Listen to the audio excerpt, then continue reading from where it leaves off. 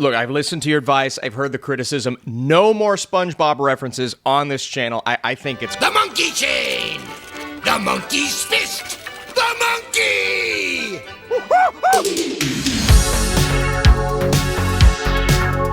What's going on? Osgood Perkins is back. I was really excited for this. Let's talk about the monkey. No.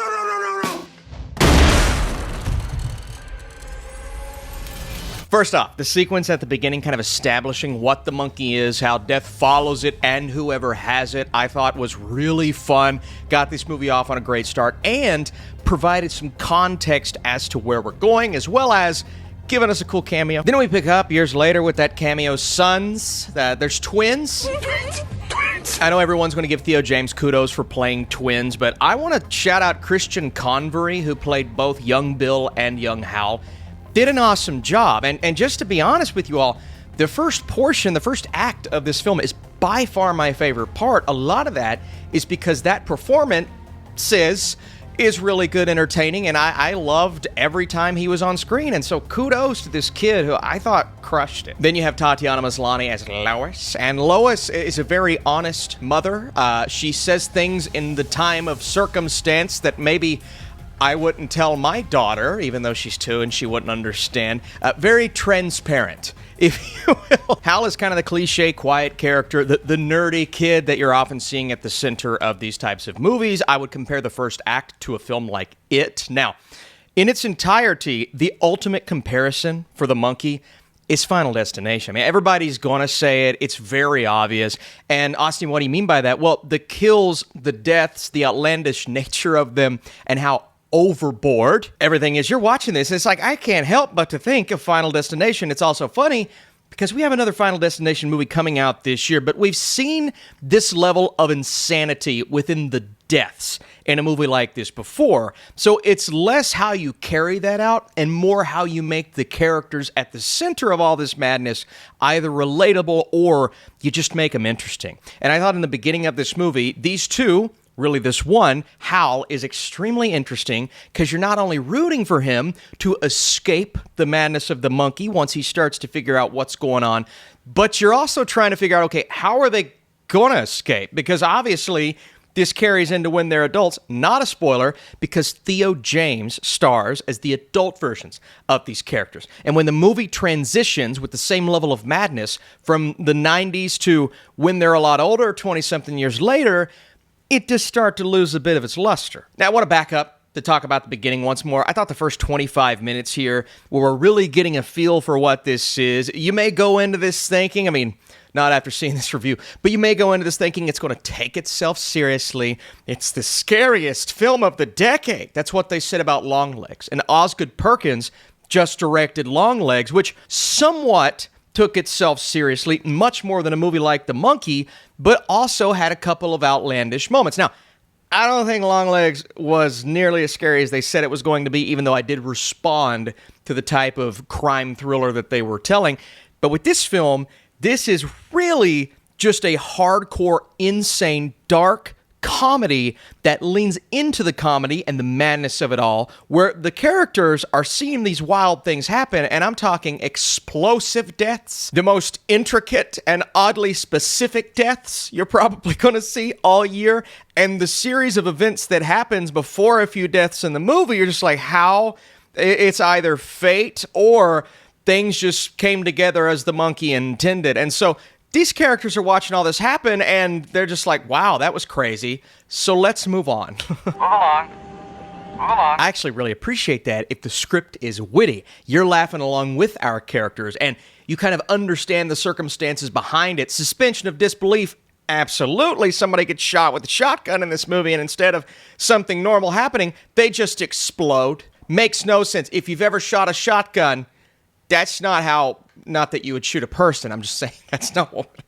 Don't shoot anyone. And so in the beginning, I enjoyed the time spent with our kids because that circumstance and situation, it's handled in much more of a relatable but still outlandish way. That dynamic with their mother was fantastic, and Hal trying to overcome the demons of real life, getting bullied, this and that, very cliche stuff, but trying to overcome that with this monkey, and at one point he says something and does something, you're like, man, oh man. And that strained relationship with his twin brother is just kind of the cherry on top. Then we transition 20-something years later, and we pick up with Theo James, who, first of all, really good-looking guy. Don't really buy the nerdy guy. People don't want anything to do with him because I'm like, he's too good-looking to be estranged. Oh no, he's hot! But then he's estranged from his son because he doesn't want the monkey to carry through generations, right? And so there's a very interesting idea here that they skim and they somewhat hit on it, but they never quite dive into. I think the second half of this film really lacks depth. They are replacing that depth that we could have gotten with the characters for the shock factor, the entertainment factor, which some people are really going to enjoy, but there are also these dead periods, times and scenes where things will slow down, inevitably to pick back up with another kill, but I wasn't really getting a lot of development within those scenes that felt less impactful. And that was really disappointing because I did get that from when they were kids. But when we transition to adulthood, Theo James and what he's doing, his mission, and then that relationship with his twin brother, it's far less interesting, far more cliche.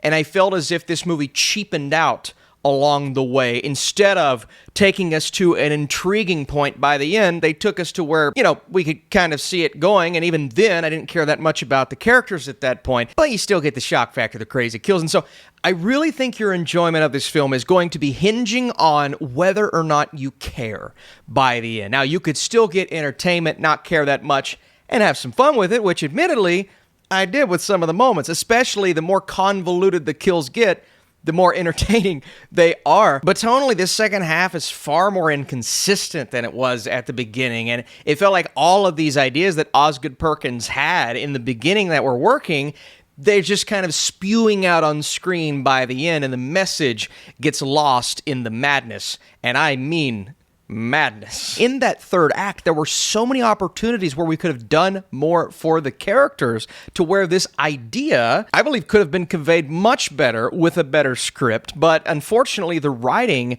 it just isn't up to par with the filmmaking. And the filmmaking is great. Visually, there's a shot where this monkey kind of appears in the darkness, comes into focus, and then all of a sudden it's behind a character, and I'm like, that is so creative, and that's the type of Conjuring-esque moment, funny enough, James Wan's a producer on this film, that I'm looking for in a film like this. But unlike The Conjuring, where you really care about the kids and family, in this movie, you care about the kids, then they grow up, become far less interesting, and at that point, we stop the character development, or at least a lack thereof. So at its core, my biggest issue is probably just the aimlessness of it all. There isn't this underlying moral factor that hooks you and grabs you. I think of a filmmaker like Tarantino that is so over the top with violence, gore, blood. There's always this obvious moral center to his films. They also balance tone so much better than something like The Monkey, and that lack of focus in this movie, which is not an issue that I had with Longlegs. I thought Longlegs knew what it wanted to be. It was just kind of tarnished by the marketing that told us all it was going to be super scary. The Monkey is also not a scary film. Bloody, gory, very dark sense of humor. Not all that scary, just telling you all now. I gotta be truthful. I'd love to know where you fall down below. If you want to drop a thumbs up on this video, but even more importantly, I just want to hear your thoughts. I would love to see where everyone's at, because I do think this movie is going to be more divisive than what the critic scores are entailing right now, obviously, with my review. And of course, share this video, come back, we got more reviews this weekend and Oscar talk. And The Monkey starts out on the highest of high notes, as its intentional absurdity is often hilarious. It combines comedy with kills in a unique way, but these tonal shifts feel less compatible as the movie progresses. The third act overdoes a lot in what makes the beginning so interesting, and even though a lot of the insanity is purposeful, the appeal progressively dwindles. Osgood's visual style is still top tier, just like in Longlegs, but the execution is inconsistent throughout its most important act, and that was, to me, the third act, where it's all supposed to come together. Obviously didn't for me. I also didn't mention it's a Stephen King story, so you're going to get that level of madness as well. I compare the beginning to It, I compare it all to Final Destination, and I wish I could have compared the end to a movie that comes together, but it did not. So thank you all so much for watching. Are you watching The Monkey? Would you rather it have cymbals than drums? That would have been cute. All right, see you soon.